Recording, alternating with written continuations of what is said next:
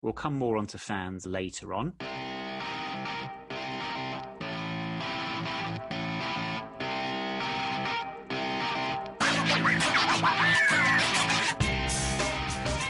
Hello everybody and welcome to the 9 Years podcast with myself, Nick Draper, and the face of the BBC Sport website, Mr. Stuart Deakins.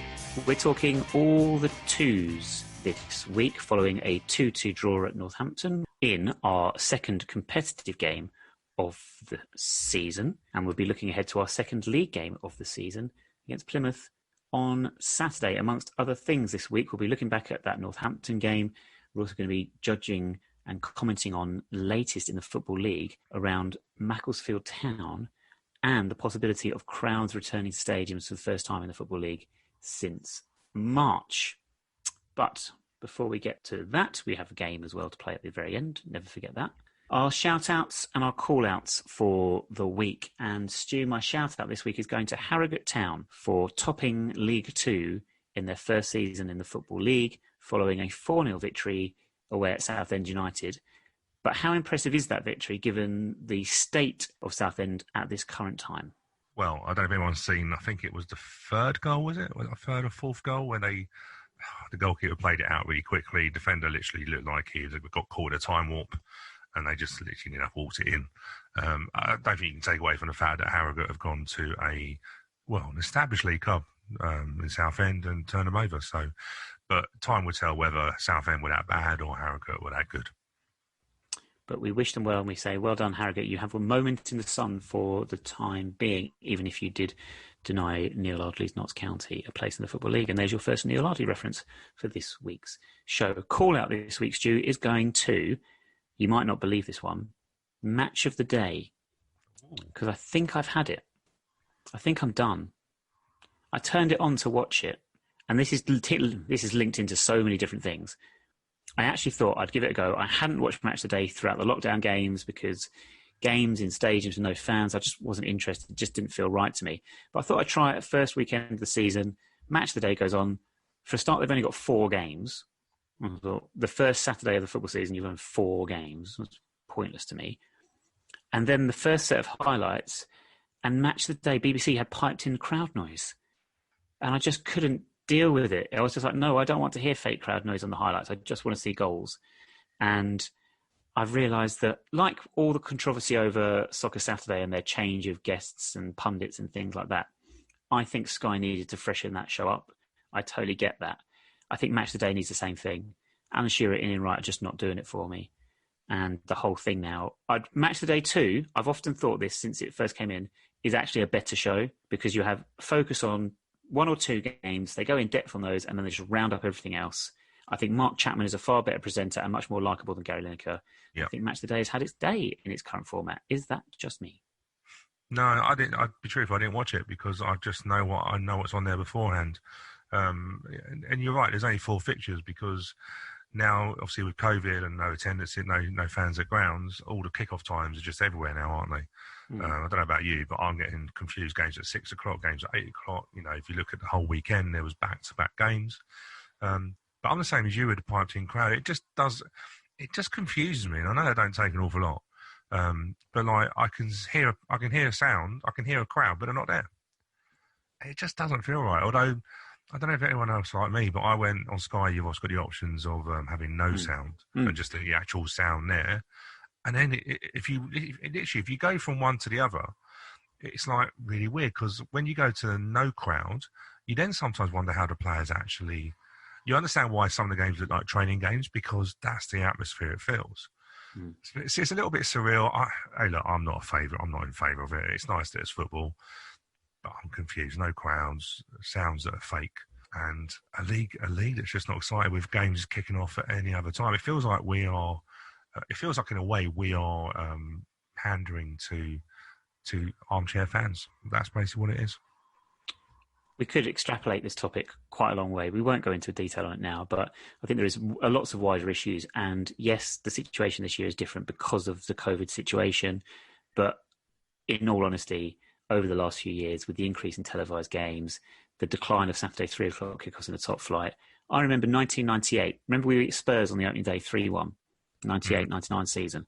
There were 8 Saturday 3:00 kickoffs out of 10 in the Premier League. And it was so exciting. And you didn't see any of the action until match of the day that evening. And it was an event that people got behind and people would all watch it. And it actually brought football fans of all clubs together in that moment. Now, and there's lots of things that tie into this, including social media, but we're also disparate. It just doesn't feel the same. And I think the TV, I'm worried that the TV companies will be saying, well, now that that bridge has been crossed with 3:00 games being screened live, Palace Southampton, I think, by BT this weekend, they're going to push for more and more. And I think that'll be a death knell for a lot of people. I could be wrong. No, you're right. And obviously, I know we can go through it a little bit later, but it's a contradiction, isn't it? Because they're 1 minute they're saying football without fans is nothing, it's not a game. And then you've got technically a game at 3:00 on Saturday, and you've got 9 games being with smaller crowds. So it's like a contradiction. You're saying that, fans are everything, but are we encouraging fans to go to games? Because, as we know, people quite happily watch games from home. There's nothing wrong in that, but the actual atmosphere for games and that, we've already shown that that's been missing. So, I don't know. You're right. Once you do something once, then you set a precedence, and that's where I'm worried it's going to happen as well. And one other thing I noticed, ironically, on Twitter this week were highlights of a Newcastle-Manchester United game. Newcastle won 4-3. I think we were going back to 2001, something like that. And it was Manchester United away from home. And I remember the game. I think it was because it was one of the early days of when ITV had the highlights for a little bit. Now Manchester United, they just don't play 3:00 Saturday games away from home. All their away from home games are basically screened live on a Sunday or a Monday night or whatever it is. And it just saddens me that tradition is going to the wall. But anyway, we'll come more onto fans and the tendencies later on in our main topic.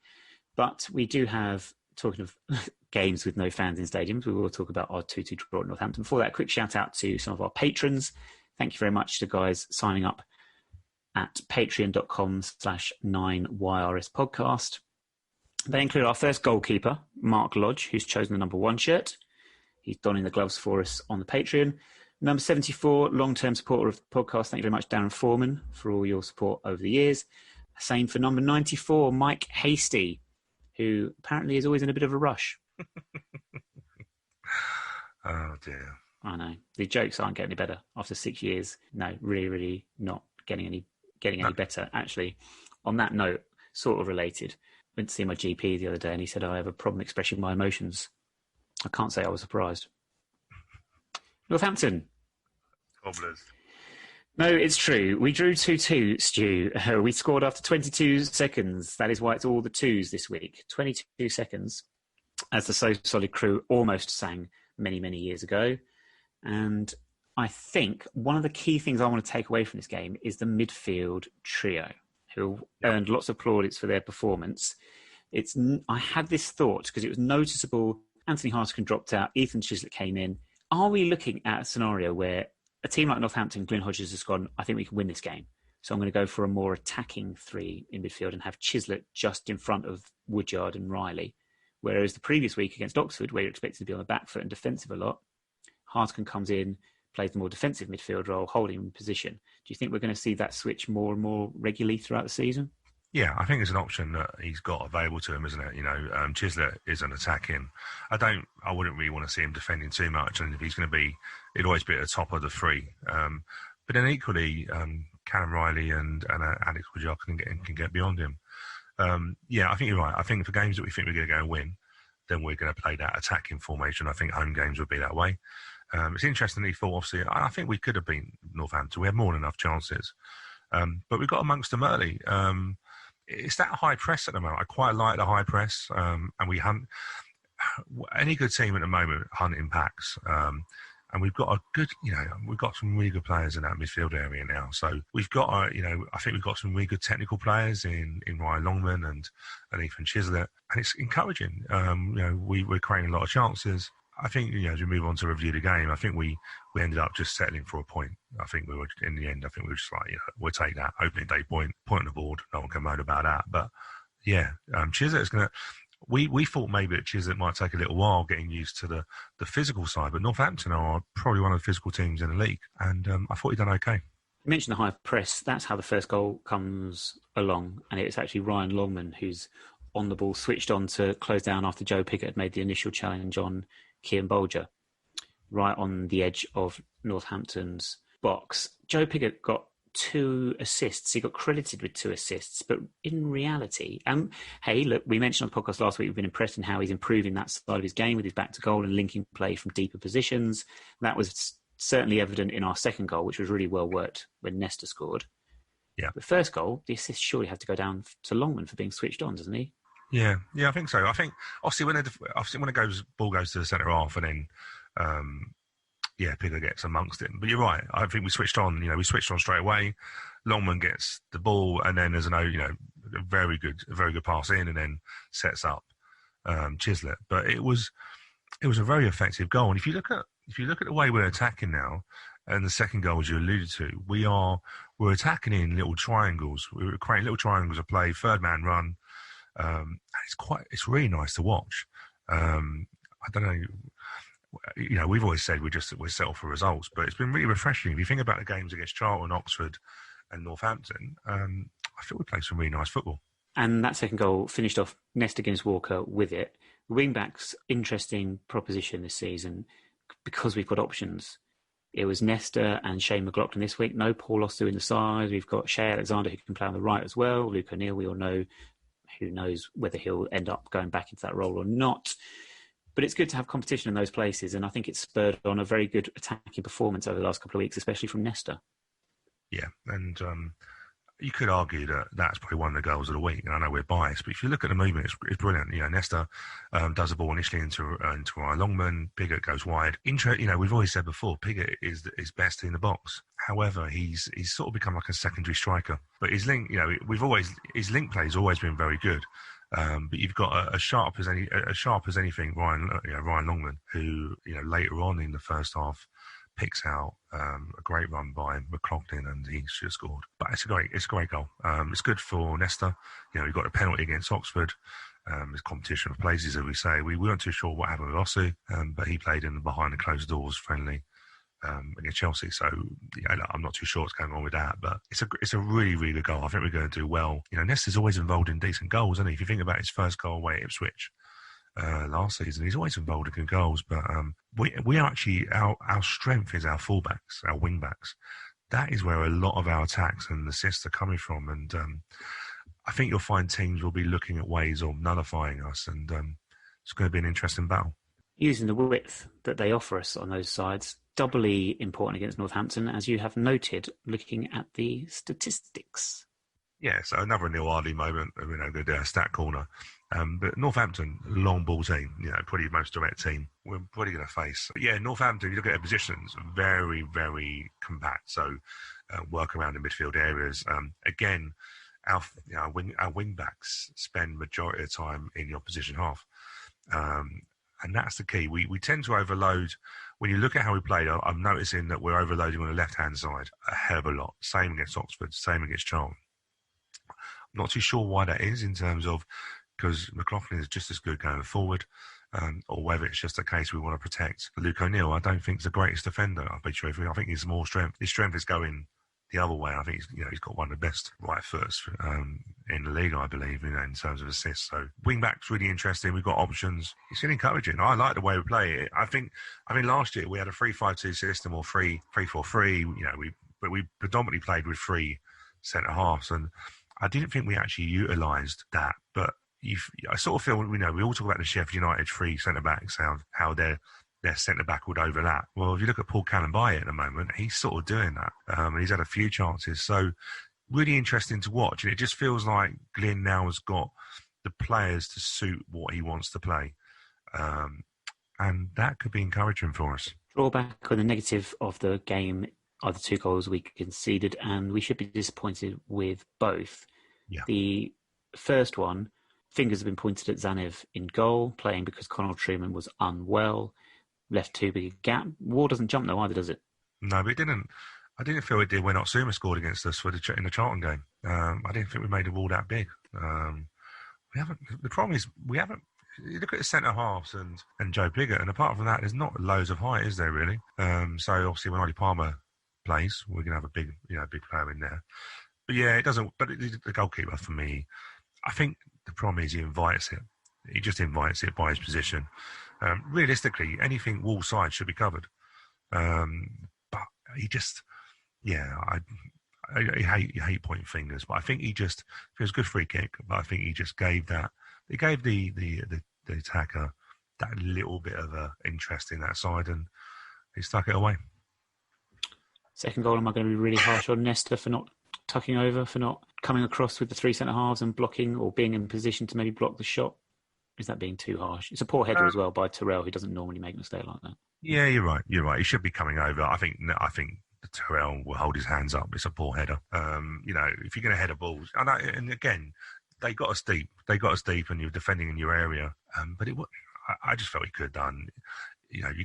What you don't want to do is head it back into any danger area like that. And yes, you're right, Nesta could have come over, but the header should have been out of the area, height or not there. But Terrell will hold his hands up. I've got no doubt about that. The errors you get from him, you can probably put on a handful all season. So yeah, no problem. Nesta perhaps standing there like he's waiting for a train at Hayden's Road Station is never going to come. As you say, Stuart, overall decent start. We're happy with the point. You say by the end of it, we settled for a point. It's always good to get the first point on the board, especially away from home, especially against the newly promoted team who are suffering a bit of a bounce. You'd expect anyway. And yeah, who do you think in our side had the best week? Best week, I think Ryan Longman by a mile. He got our man of the match as well. The vote that we put through, and it's interesting just looking at some stats that he done. But in terms of 70% accurate passes, but big chances missed. He had one of those, but the ball that he did for McLaughlin when he overlapped and he had a free hit and he volleyed it over. It was just great. His vision. I love the fact that when he gets the ball, he looks up and his first aim is to pass. It's not to shoot, but it's to look at. And when you've got our fullbacks running in for fun. When I looked at where he's in the heat maps of Ryan Longman, he spends a lot of his time in the final third, but left hand side, and it's again like I said earlier, it feels like it's what we want to do. We want to overload that left hand side, I think McLaughlin will come in with a few goals this year, or whoever plays in that position. We don't really know how. We haven't seen Che Alexander in an attacking presence, but it's just interesting. We overload the left hand side. And I think we're going to get some joy from that because I think we're going to get some runners on the other side. But Ryan Longman I think he's been really impressive, really good loan signing. But is it a surprise? Brighton got some good kids. We were lucky last year with Max Sanders, weren't we? And it looks like we've got a good one now. Who had the worst week? Who had the worst week? Do you know what? I'm not going to say Ollie Palmer. I just sort of think the worst week because I think he'd be wanting to play. He wasn't involved in the behind closed doors games. He's obviously come a bit too early. I'd probably say that. What I would say, by the way, if you want some fun, he's going to be a character. We've interviewed him already, but he takes the absolute mick out of Rudy on his Instagram. He's only on Instagram, but basically he was mocking Rudy for, he's obviously got concussion. I think he puts in it, he goes, guy got hit on the head 97 years ago and he still can't train. It's just hilarious. Do you know what? I think he's going to be great. I think he's going to be good for us in terms of when we get a chance to speak to him, but he's a character. Makes me chuckle. But I just think he will, the disappointing week for him is I think he just wants to get involved. So nothing he's done, it's more a case where he hasn't been able to do. We're already running late, but sounding great. So I'm just going to wrap up some very quick results. We won't go through these in depth this week. It is the opening day, but just a note around League One. To note that in a big game, Lincoln beat Oxford 2-0. We thought Lincoln might be a surprise package this year, and that's a good start for them. And a great win for Accrington at home to Peterborough, who are heavily fancied this season, 2-0 for Stanley there. Charlton, with all their problems, with a good 2-0 win on the way at Crewe Alexandra, but Sunderland and Portsmouth both held at home. Again, early pre-season favourites. But that is that for the football this past weekend. So Macclesfield Town Stew have been wound up, apparently. And I don't mean someone's niggled them and they've got angry. They've gone. I'm stunned by this breaking news. As we record on Wednesday early evening. Yeah, have they just gone? Like relegated from the Football League last season and now no longer in existence. Yeah. So I wanted to do some clarification because would I say I'm surprised? Not really. It's interesting. £500,000 owed, 190 grand of that to the HMRC, which they love that. And apparently 170,000, 270,000 total was owed to, one was John Askey, who led them to promotion.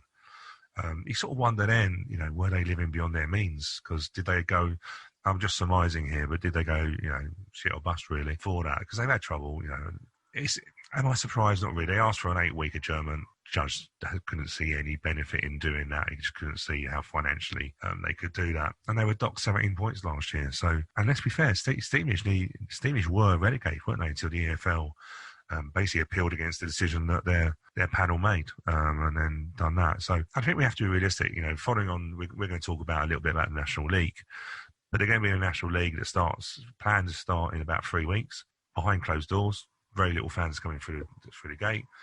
I suppose that's where the judge also looked at that, because technically their debts were just going to get worse.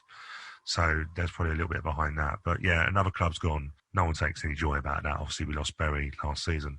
But, Southend are up next. Should be interesting. Points were made about finances at the top end and how it doesn't come down, and how the wages of a couple of Premier League players could have saved Macclesfield. Now, I'm very much of the opinion that it isn't down to the elite. I say elite.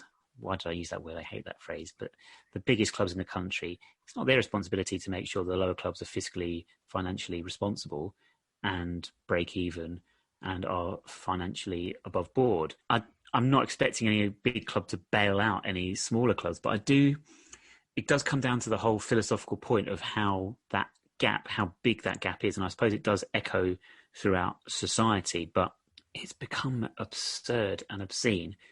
And we've got a football club, we've got Bury, now we've got Macclesfield. We have said for a number of years now that part of the country, Greater Manchester, does have a lot of clubs, and it was and is difficult to sustain that many clubs in the Football League.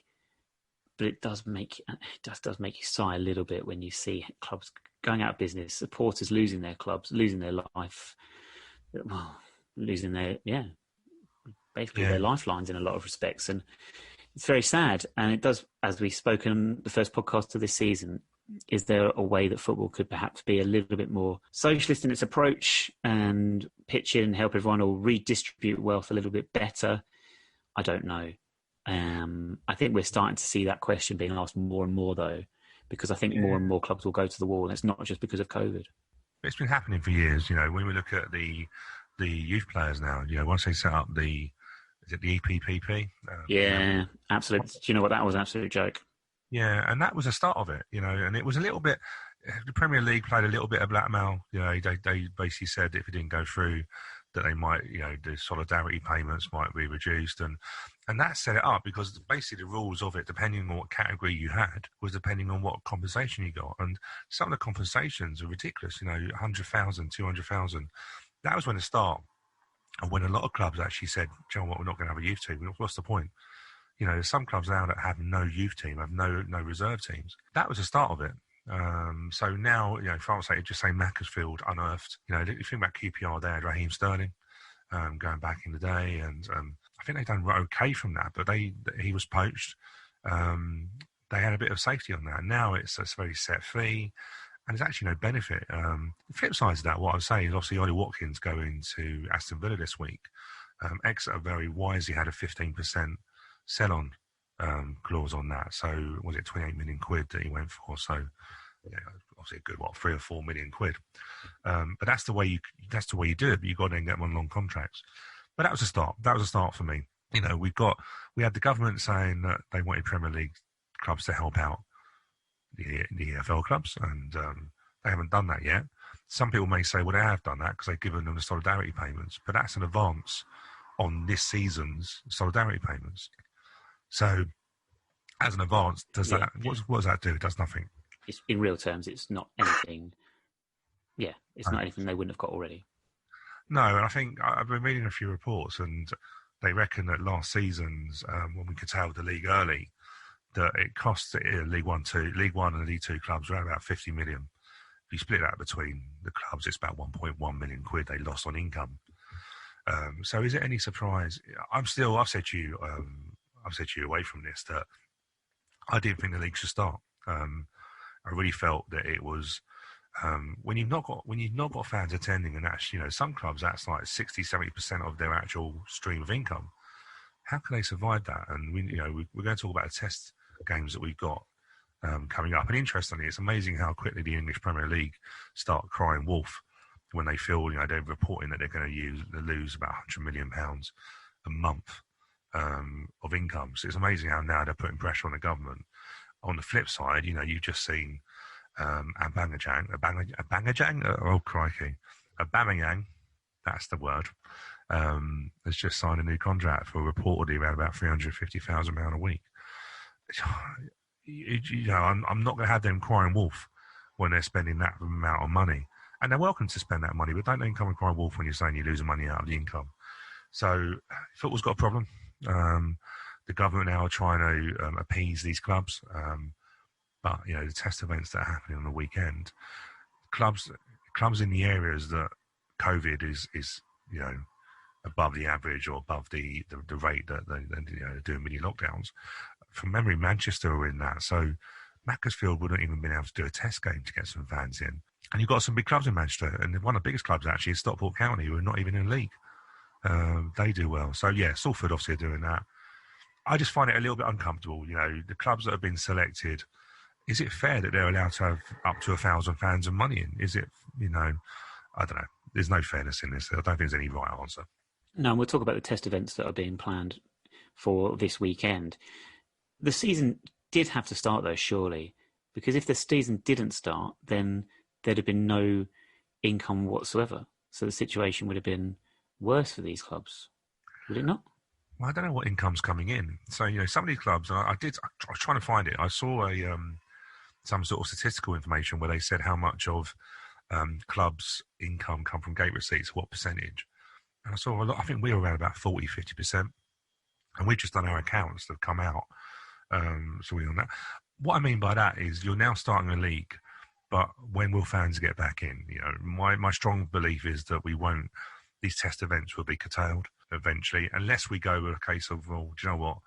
We're going to have to get these fans in. And if it's a calculated risk, it's a calculated risk. But you don't really want clubs putting fans in jeopardy. So clubs are very reluctant on that. But my feeling was that could we not give it another month? Because when you start in a league, you've got these clubs travelling. So for argument's sake, Carlisle have got to travel down to, they've got to travel everywhere they go. Are they going to be are they going to be travelling on a day? They can't afford hotels. We're asking them to spend money. We're also asking them to spend money on salaries.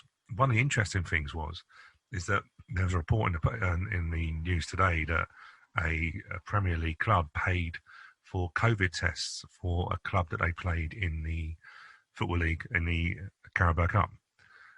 Because they were frightened the fact that the EFL said you don't need to be tested every week. You only have to be tested now if your player, it's after international week. So if you have any internationals, the international players that have travelled have to be tested when they come back. But the Premier League team was so concerned that they may be playing against people with COVID that they pay for the test themselves because they can't afford their players to not play. So it's just, I can understand why the EFL dropped it, because I think them tests are about £100 a pop. It's another expense. No one knows what's going to happen. I want to go back to football just as much as the next person does, but I worry that we're going to be behind closed doors for a long time. So this conversation the other day about Plough Lane and how in a perfect world we would wait until all fans could be inside as opposed to starting with reduced capacity, which looks, who knows what the next step is. At one point I looked at Wigan, November the 14th, I think. I thought there's a chance it could happen. I'm more doubtful now because of the latest coming out from the government and the rule of six and all this business that they seem to make up on the spot. Now I'm looking financially, like you said, we cannot afford not to have people in stadiums. I don't know what the deal is with how many non-refundable season tickets we've sold. We were in a very advantageous position in the Football League in terms of being able to sell debentures that people have taken up in big numbers and non-refundable season tickets that people have taken up in decent numbers. Lots of other clubs wouldn't have had the new ground effect to exploit and sell tickets for non-existent, for games that they couldn't attend. They're not non-existent games. Obviously, the games are still happening. Their revenue is going to come through TV rights and sponsorship.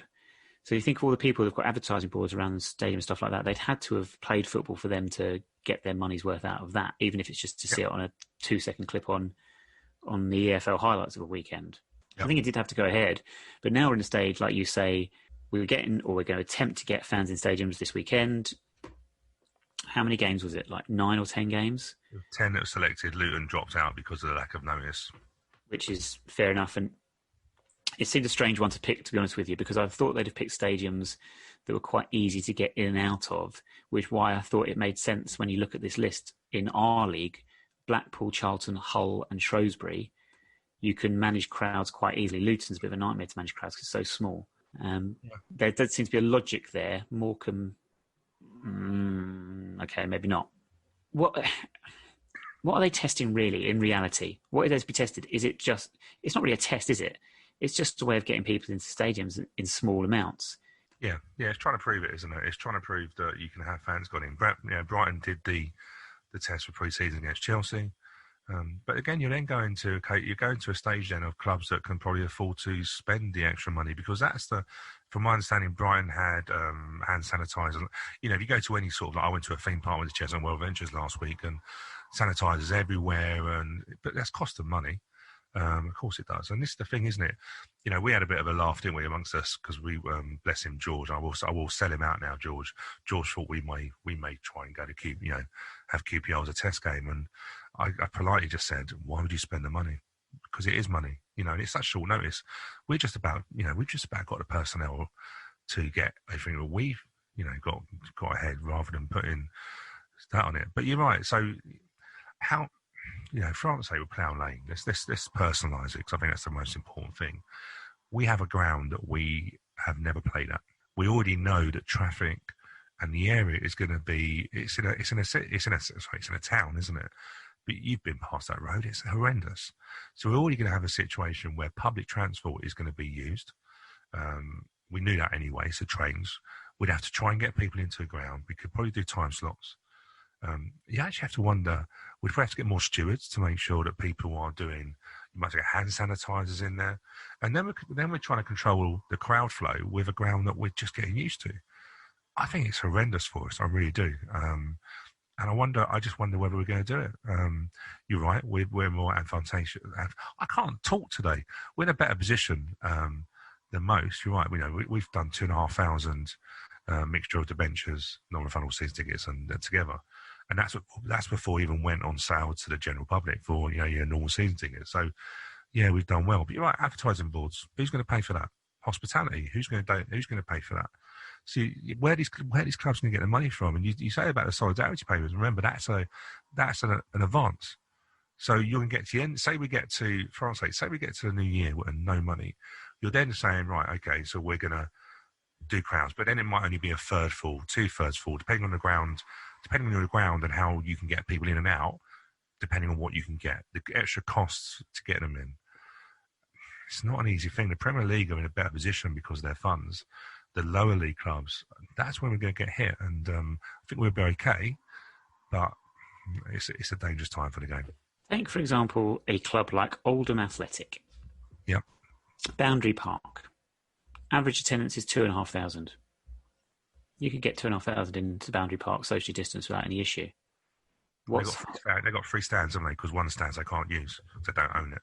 Well, this is true. They have got a bit of a problem over that stand. But even as an example, like Morecambe, I mean, I sort of laughed when I mentioned it earlier because it's a smaller stadium, but they get 1,500. Cambridge United will not travel in any numbers of any sort. If they're allowed to travel, I don't know exactly what the situation is. I don't think away fans are allowed to go. No. I'm assuming that. I don't think they're allowed to go. Which makes sense. But Morecambe are a club you could just open up as normal.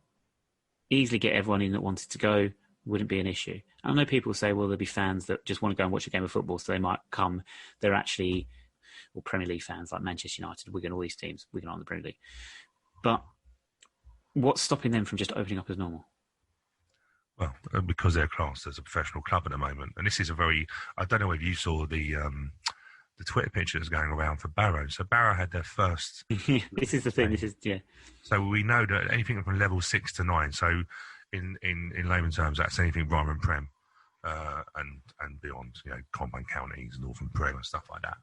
So Barrow played their first game. I don't know what club it was. I can't remember the name of the club, but they've got a club that is, I think, level 6 or level 7, and they had crowds. So if you, it's probably no more than about 1,000 feet away from Barrow's ground, but when you looked over, they had fans. And that's crazy, because you're sort of saying, well, it's okay for these local clubs to. You sort of say, well, these local clubs, they need the money desperately, but these league clubs, they're not all funded by rich people. They are in just as desperate need for money as anyone else is. So I get the league had to do some sort of cut off, but it sort of goes on to my point, doesn't it, about National League and worried about National League starting on the 3rd of October, because they've already said if these test games if they're not successful and they continue, if there's no fans that are allowed into grounds on the 3rd of October, they won't start because they can't afford to. But this still doesn't compute with me, because I'm thinking, well, what do they do? Because they still need to pay salaries. They still need to be able to stay alive for that period, and they've got nothing coming in. Do you know what was interesting? And I'm not going to say who it was, but there's a certain person that I know will know certain things. But I think there's some contractual things that have a COVID contractual, where if you have no crowds, your salary is percentage-wise dropped. I'm not going to say how I know that, but it's just some conversation I was having with someone I know who maybe indicated that clubs are doing that in terms of when they're signing people. Because you're right, if there's no fans in the ground, that's their income stream. How do they play the players? I don't know how a player would probably. It's like having the old relegation clause, isn't it? They just don't want it. But then they're not in a position to be judged, to be fussy at the moment. We had that behind games game, didn't we, with Chelsea? And we had a trialist from Uganda. He's a Ugandan international, isn't he? But he said he hasn't played since January. Had a deal ready in February, got scrapped because of COVID. He hasn't played for 9 months. So these players are being asked a hell of a lot, and the clubs are in a very difficult position. So you're right, they've got to be paid, but I just think there's some clauses in there that they won't be. And furlough is no longer being used and will be scrapped end of October. What's the situation with fans? Then they being temperature checked as they go into the stadium? What's happening? Haven't seen that. They've got to fill in. I think from what I saw, they've got to fill in a form. Or track them. I don't know if they're going to fill in a form. They might correct me on that, but some sort of tracking. So if somebody did, track and trace, we know that works. We've got a world-leading track and trace, haven't we? I don't know. Temperature check. It's really weird having a temperature check. I had a couple of weeks off holiday, and I went down to see life down in Brighton, and it's the first time I got temperature checked. Felt a bit invasive. Felt a bit like someone pointing something at your head. Felt a little bit like don't know if I like that. In America, they probably duck. But yeah, I don't know. Are they going to do temperature checks? If they're going to do temperature checks, who's going to do that? More money. I know for press they do temperature checks, because our good friend Aaron Paul is regularly temperature checked when he goes into games. So I don't know. There's not much that's come out really of these games, but the government obviously have got a bit of pressure. But then they were trying to, not get political. They were trying to force us to go back to offices, weren't they? And look, we just don't know what's going on. Nobody has the foggiest idea about anything really in regard to this. We're all making it up as we go along, because it's a unique problem for which is needed a unique solution. I'm very sorry. I can't believe I just used that phrase. There'll be people that will tell me off for that anyway. Right. We'll keep an eye on how those games go on the weekend. Ourselves, we host, in inverted commas, Plymouth Argyle at Loftus Road, second league game of the season. Plymouth have just returned to League One following a couple of years' absence, and they got off to a good start. They beat Blackpool 1-0 on the opening day. Luke Jeffcott with the goal, Wales under-21 international. They lost in the week later on in the League Cup with a few changes in the squad, and they've had a bit of a turnover in their playing staff. They brought in some good players, Stu. They brought in Lewis McLeod from Wigan, Frank Nouble from Colchester, Ben Reeves, who hasn't featured yet, but I think there's a chance he might be involved on Saturday, because it's just a bit of a delayed fitness, lack of pre-season for him. Yeah. Ryan Lowe's done a tremendous job there. I think they'll be absolutely fine this season. Plymouth, I expect them to be in the top half. Tough game. What are your thoughts? Yeah, tough game. Always is against Plymouth. No love lost between us, isn't? I don't know many players now that were in that game, but still rankles their fans who are not going to be there. You're right. We host at I forgot what it's called now. It's Loftus Road. It's called the Kyan Prince Foundation Stadium, I think, but it's Loftus Road. It's Loftus Road, isn't it? So, interesting. We were just talking, weren't we, about music being, fans' sounds being piped into grounds. Of course, QPR have that, and we had the benefit of that in the Charn game, and Glyn Hodges really liked it so much that he noticed the difference when he didn't have it at Oxford and Northampton. They play a 3-5-2 system. They're going to be strong. Again, it's just sounding out teams. We felt Blackpool were going to be strong this year. So, again, we're just not too sure really the strength of these teams. But I'm happy how our team's getting on. We've got a decent record already at QPR. One win, one played, one win. So, yeah, we just got to, hey, look, John, it's just pick up points where we can. But it's a tough game. It's a tough game for Saturday. Score prediction? I'm going to go for a win because I'm positive at the moment. So I'm going to You're positive? Well, Stu, this is a problem. You're not getting into a ground anytime soon. Yeah, I shouldn't say it too loud, should I? So I'm confident that we are going to win. I'm going to go for a 2-1 win. I am going to say it'll be a 1-1 draw. Yep. And on that bombshell, we shall say you can look out for updates on Twitter at 9YRS Podcast. And if you are a season ticket holder, I believe you will get free access to the game online via iFollow, which is good. Just get prepared for what potentially could be a frustrating afternoon. Although it's not been too bad so far.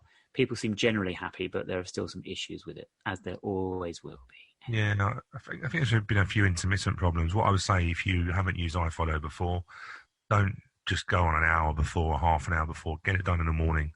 I think the codes should hopefully be coming out before Saturday morning. But yeah, get it all set up. I've done it a few times where I've gone really late. I've had no problems, touch wood, with the coverage. But I know some other people have. So don't leave it late. Get your code. But I'm sure the club will be sending out details, hopefully by the time this podcast is released on Friday morning.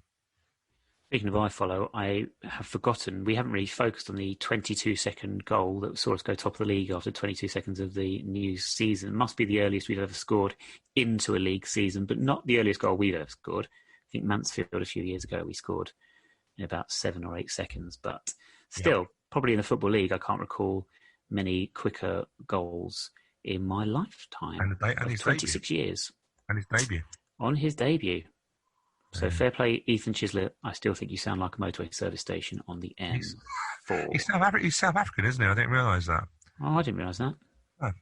He's South African and can qualify to play for the South African national team.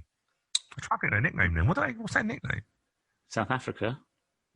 You know, like the All Blacks, the New Zealand called All Blacks. Oh. Have a Google. No, don't have a Google. I'll have a Google whilst I get on to whose 9 is it anyway.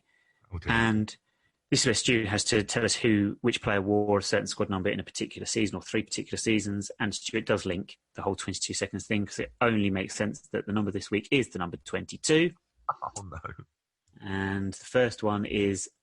Stu, you've got no chance this week. Literally no chance. I'm giving you a clue by saying you've got no chance because these are so off the beaten track, as you'd expect with the number 22. First season of squad numbers, 1993-94. Who won the number 22 shirt? See, do you know what, right? And I can't remember. 93, so I can't remember this player. I was thinking about someone like Chris Wilmot, who I remember having a number, the 20-ish. I can't remember what season he was with us. It wasn't 93, 94. That's early, isn't it? It was later than it was later, wasn't it? That he was He was a lot later. Okay, time flies when you're having fun. So it would have been. So it would have been one of Sellers' seasons. Andy Clark. Okay, all right. 1999-2000.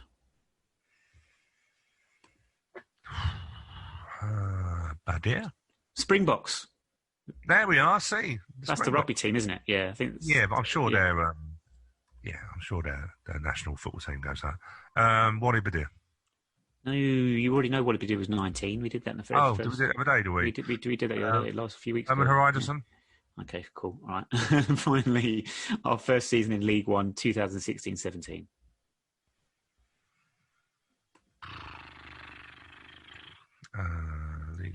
team. Again, top of my head, I'm trying to remember who come in on that team. I'm really trying to think. I'm trying to even think who come in that season. I can't think of a guess because I can't think who would have gone 22.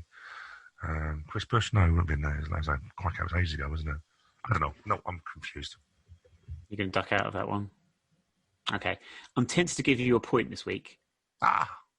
Because in 1999-2000, the number 22 shirt was worn by Chris Wilmot.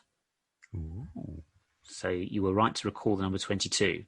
Random. Yeah, we'll go random. 1993. In 1993-94, it was Aidan Newhouse. Oh. Told you, off the beaten track. He was like, do you know what, right? You know Anna and Vicky, who I know, who stalked Neil Ardley when he was a player. And who would stalk Neil Ardley? What weirdos? They used to go down to a training grounds all the time. Yeah, I know. Maybe it serves you right. I think they always had a crush on Aidan Newhouse as well with the old flip.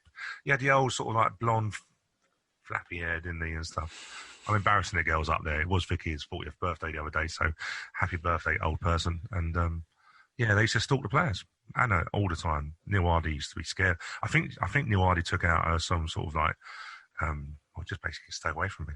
Restraining order. That's the word. Yeah, my one with Alexa is still being enforced badly. You mentioned Instagram earlier, getting all down with the kids, and I think I'm barred off her Instagram as well. Anyway, let's not get into that legal wrangling. 2016-17, Sean Kelly, who was a player I think we probably got rid of too early. He would have done a job for us later down the line. Yeah, hindsight is a wonderful thing. There you go. Stu, I'll give you a first point of the season on whose 9 is it anyway for Chris Wilmot, even though you're a few years out. But hey, what's a few years when you're doing a random podcast game? Exactly. That's it for this week. Thank you very much for joining us. As I said, updates from the Plymouth game will be available on Twitter at 9wirers podcast, and our Patreon is up and running still. So if you'd like to contribute a few pounds to help us pay for a little bit of equipment and some of our bills, and then contribute to the club with anything that's left over, you can do it at patreon.com/9wirers podcast. But for now, Stu, thank you very much for joining us. Thank you. Thank you very much for listening. Stay right to the end because I think we're going to put some bonus outtakes this week because Stu can't say certain words. I can't say croissant. Oh my God, I just did it. A croissant. Croissant for our French listeners, of which we have about 0. You've got to say with a bit of a French accent, haven't you? Croissant. Do a Scottish accent. I can't do that. Oh, by the end of the year, you'll be doing one. It's been a murder. No, that's not. There you go. I don't know. No, that's the guy that does the Hollywood trailers. How's that voice? It's like the old Spice Ghetto thing. Say Spice Ghetto in a Scottish accent. No, say it in an American accent. But then, do you know what? You're going to need a Scottish accent because if you want to get a test at the moment, that's where you're being sent. I thought most people were being sent to Coventry. No, worst places. Well, Watford. Oh, yeah. Anyway, right. Thank you for listening. We will speak to you next Friday. Alexa Bliss, bag first, milk last, 2 + 2 = 4. And as I say, we will indeed speak to you again next week. Apparently, they've had 18 stays of 18 stays of, I don't know, basically have simply saved 18 times. From execution. That's the word. I can think of the word. Thank you. Say again. I edited, so it sounds perfect. So they've been given 18 stays of There's our outtake. That's going at the end of the show. Okay, let's start again. So we're given 18 stays of.